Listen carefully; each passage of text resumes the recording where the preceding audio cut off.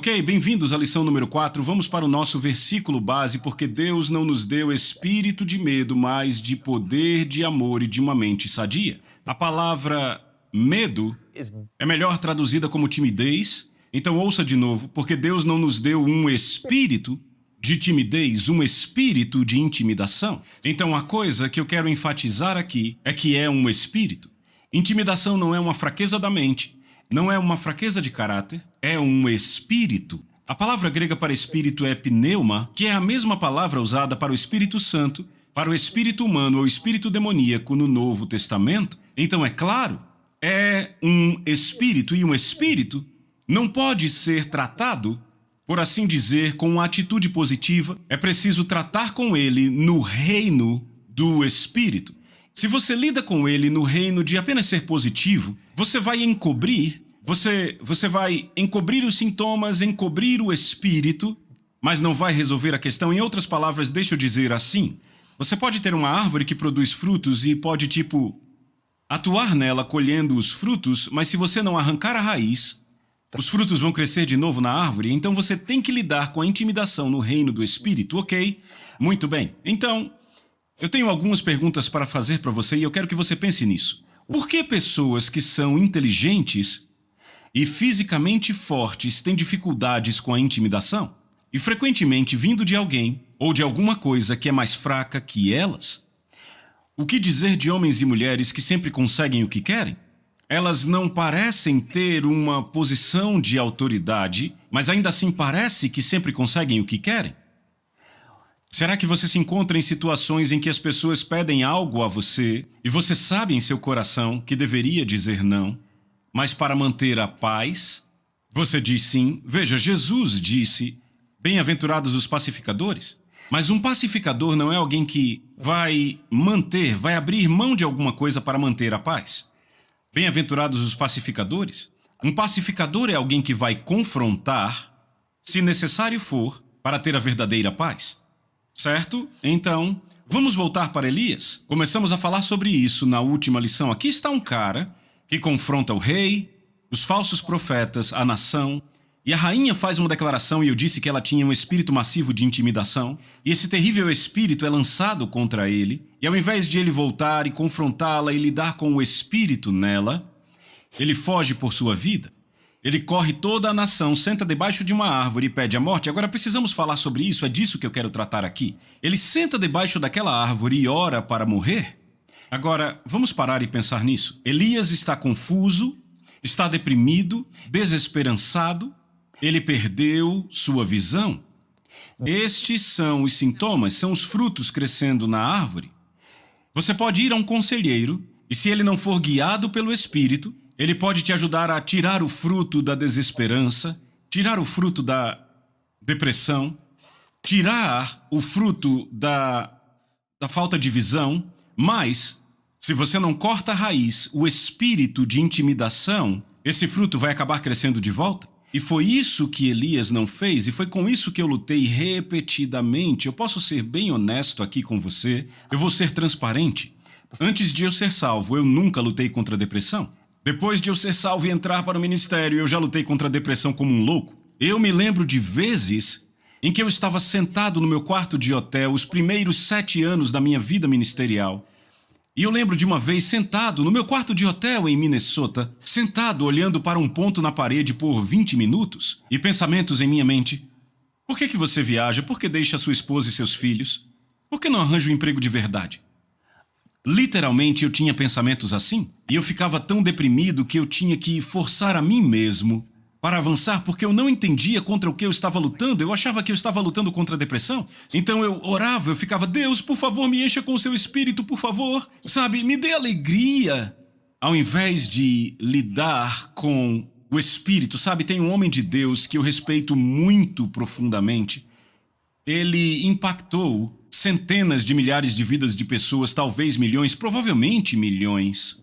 Ele está no céu, tenho certeza que a sua recompensa foi grande. Ele teve uma visão de Jesus. E nesta visão, isso foi décadas e décadas atrás. E nessa visão, Jesus estava falando com ele a partir da Bíblia, ok? Então, em outras palavras, ele viu Jesus numa visão e Jesus ficava dizendo, eu quero que você abra sua Bíblia em... E Jesus começava a ensinar a partir da passagem, certo?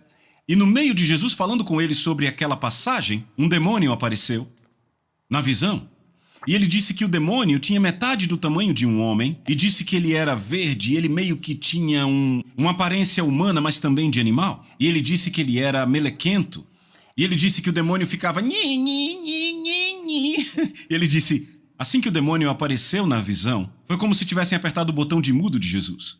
E ele disse que Jesus continuava a falar, mas ele disse, eu não conseguia ouvir o que ele estava dizendo. E ele disse, eu disse em alta voz, Jesus, eu não consigo ouvir o que você está dizendo. Por favor, mande esse demônio ir embora. E Jesus continuava falando a partir da Bíblia. E ele ficou frustrado e olhou para dentro e ouviu o Espírito Santo dizer, é você quem tem autoridade. Eu dei a você a autoridade. Você manda o demônio ir embora. Veja, Jesus está à destra do Pai. E ele confiou a nós a sua autoridade. Aquele ministro olhou para aquele demônio e simplesmente ele disse, eu ordeno que você saia, vá embora em nome de Jesus. O demônio foi embora e foi como se o botão de mudo de Jesus desligasse e ele pôde ouvir Jesus falar de novo. Veja, foi contra essa coisa que eu lutei. Eu lutei contra isso vez após vez. Eu ficava nos quartos de hotel e eu ficava dizendo, Deus, que pecado eu cometi? Eu ficava confessando qualquer coisa. Se eu tivesse sido grosseiro com a minha esposa, com meus filhos, eu confessava qualquer pecado que eu me lembrasse, até pecados que eu não tinha cometido, eu confessava para o caso de eu ter pensado neles. E ainda assim, o céu acima de mim parecia ser de bronze. E eu nunca vou me esquecer quando Deus me mostrou a razão de eu não poder ouvir a voz dele.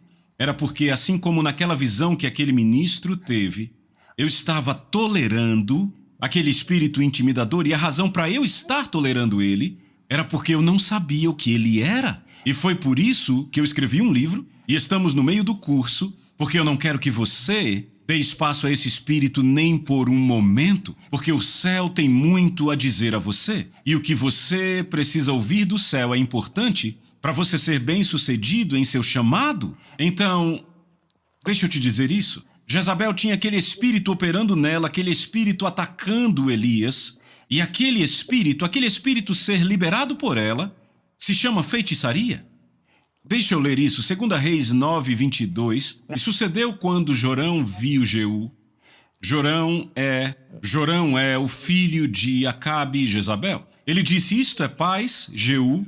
E ele respondeu, que paz, enquanto as prostituições da tua mãe Jezabel e as suas feitiçarias são tantas? Agora, quando se ouve a palavra feitiçaria, já pensamos numa mulher em cima de uma vassoura com uma verruga na ponta do nariz, com um chapéu pontudo? Não, isso não é... É claro, isso é uma pequeníssima parte da feitiçaria. A feitiçaria é algo que simplesmente significa o seguinte, controle. Quando alguém tenta controlar a sua vida, isso é feitiçaria. Paulo orou assim. Ele disse isso à igreja dos Gálatas. Ele disse, ó Gálatas insensatos, quem vos enfeitiçou? Veja, ele não estava se referindo a poções e feitiços. O que aconteceu foi que pessoas que se diziam mestres chegaram e tentaram pôr a lei de volta neles. Eles tentaram controlar a igreja da Galácia com o seu ensino da lei. Então, feitiçaria é quando alguém assume uma posição de autoridade sobre você e ela não tem essa posição de autoridade. É quando alguém tenta controlar você. Isso é feitiçaria. Então, de novo, Elias está confuso, deprimido, sem esperança, perdeu a visão. E esses são alguns sintomas. O que é que você perde quando cede a um espírito de intimidação? Você perde paz. Eu lembro de não ter paz naqueles quartos de hotel clamando a Deus. Você perde sua confiança. Eu não queria ir pregar. Eu queria voar para casa e arranjar outro emprego. Eu estou sendo honesto com você.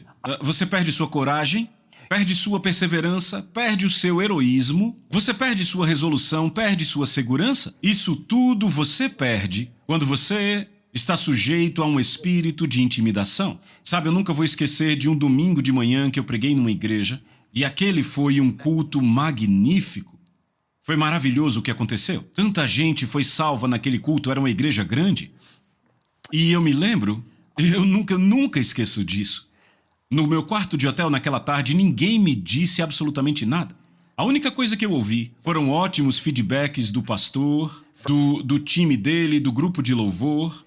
Eu voltei para o meu quarto de hotel naquela tarde e de novo estava lutando contra a depressão como um louco. Eu queria sair do ministério, eu queria arranjar um emprego de verdade. Eu fiquei passando por tudo isso, eu não queria mais voltar para a igreja naquela noite, eu estava muito deprimido. E eu lembro que eu cheguei na igreja naquela noite e eu ensinei sobre autoridade, espírito de autoridade, por cerca de 1 hora. E no final do culto o pastor olhou para mim e disse: "Cara, você não sabe o quanto você acertou com a palavra esta noite? Por que você diz isso?" Ele disse: "Porque um casal muito proeminente da minha igreja, a esposa me ligou hoje à tarde. E ela disse: 'Pastor, eu sei que você não vai aguentar mais a pregação deste homem e você não vai deixá-lo ministrar em nossa igreja de novo.' E ela disse: 'Pastor, isso foi no sul.' Ela disse: 'Pastor, eu vou ficar em casa hoje à noite e eu vou orar contra este homem.'" E eu olhei para o pastor e disse: "E o que foi que você disse a ela?" O pastor olhou para mim e disse: "Eu só disse a ela para confiar em Deus." Não me espanta que eu passei pelo que eu passei a tarde inteira no meu quarto de hotel. Por que foi que você não confrontou ela? Veja, ninguém disse nada negativo para mim. Aquela mulher, ela e o marido tinham lugar de autoridade naquela igreja. Ela disse: "Eu vou orar contra ele", e o pastor não a impediu. Eu nunca vou esquecer quando eu estive na Indonésia, foi uma conferência massiva. Bem, quando eu digo massiva, eu quero dizer uma conferência de umas 2.000 pessoas, não tão grande assim, mas bem grande. E eram 3 ministros, era eu e mais 2, esses outros 2 eram da Ásia. E um deles era uma pessoa que, na verdade, fazia umas coisas bem estranhas, sabe? Ele usava vinho e ele ungia os olhos das pessoas para libertações, e ele fazia esse tipo de umas coisas meio desagradáveis. Eu lembro que eu me sentia um pouco desconfortável perto desse ministro e eu, de novo, lutando contra a depressão. Veja, eu ainda não entendia o que eram os sintomas daquilo, então eu lutando contra a depressão. E eu lembro que o cara que estava me levando, eu disse: "Eu estou lutando contra a depressão esses tempos, sabe?" E ele disse: "Eu também estou." Ele estava. Eu olhei para o pastor e eu disse: "Rapaz, eu estou numa batalha no meu quarto, tenho lutado contra a depressão." O pastor olhou para mim: "Eu estou lutando contra a depressão também." E eu disse: "Será que eu posso te fazer uma pergunta sobre esse ministro que tem na conferência, que usa esse tipo de técnicas estranhas, faz essas coisas estranhas?" Eu disse: "Você se sente bem com isso?" Ele disse: Não, eu não gosto disso não." E eu disse: "Bem, então por que você chama essa pessoa para ministrar na conferência?" Ele disse: "Bem, eu disse à pessoa para não fazer aquela coisa com o vinho, para pôr coisas nos olhos das pessoas, esse tipo de coisa." Eu disse: "Tudo bem, mas o espírito que está por trás disso ainda está operando?" Eu disse: "Você pode ter parado o que é físico, mas o espírito, você está dando a plataforma para o espírito." Ele disse: "Você está certo." Eu disse: "Posso fazer uma pergunta, pastor?" Ele disse: "Sim." Eu disse: "O seu povo, os seus líderes..." Porque alguns líderes da igreja dele realmente queriam aquela pessoa na conferência. Eu disse: "Eles te pediram coisas que você queria dizer não, mas disse sim?" Ele disse: "Sim, sim." Eu disse: "Pastor, você precisa ser um líder?" Eu disse: "Se algo não parece bem ao seu espírito, você precisa confiar que é o Espírito Santo te mostrando." Bem, posso te dizer, aquele pastor foi livre da intimidação porque eu e ele entramos nessa jornada juntos. E eu vou te contar uma coisa, você está pronto para isso? Aquela igreja que na época tinha 4.000 membros, depois do pastor ser livre da intimidação, aquela igreja cresceu para mais de 100.000 membros e construiu um templo com 18.000 lugares. E aquela igreja construiu um hospital. Deixa eu te contar outra história. Um pastor em Atlanta, 600 pessoas na igreja, totalmente controlado pela diretoria. Nunca pôde liderar. E ele fazia o que o conselho queria porque eram os empresários mais ricos da igreja. E aí ele se submetia. Eu cheguei, isso muito depois de eu ser livre da intimidação, eu preguei sobre intimidação. E aquele homem foi tão liberto, aquele pastor, que eu achei que ele tinha tido um ataque cardíaco quando orei por ele. Eu te digo, aquela igreja passou de 10.000 membros no intervalo de 5 anos. Saiu de 600 membros para mais de 10.000 membros em Atlanta numa questão de 5 anos. Ele contou para todo mundo. A mudança no meu ministério ocorreu quando o espírito de intimidação foi quebrado em minha vida. Não importa se você está no mercado de trabalho, no governo, se é um atleta profissional. Deixa eu te dizer, o espírito de intimidação ele quer parar o dom que há em você, quer te deixar deprimido, confuso, desesperançado, para que você fique inoperante no edificar o reino de Deus. Não é isso que Deus quer para você?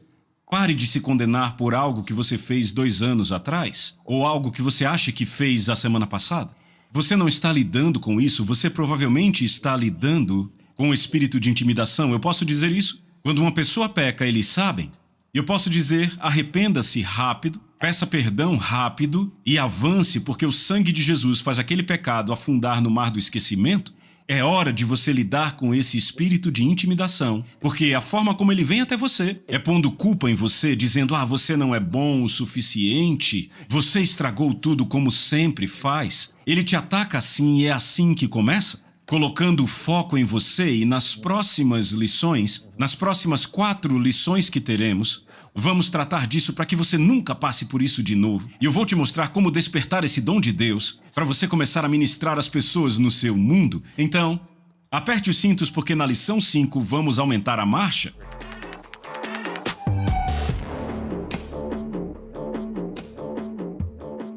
A Soso Produções convida você a se tornar um patrocinador.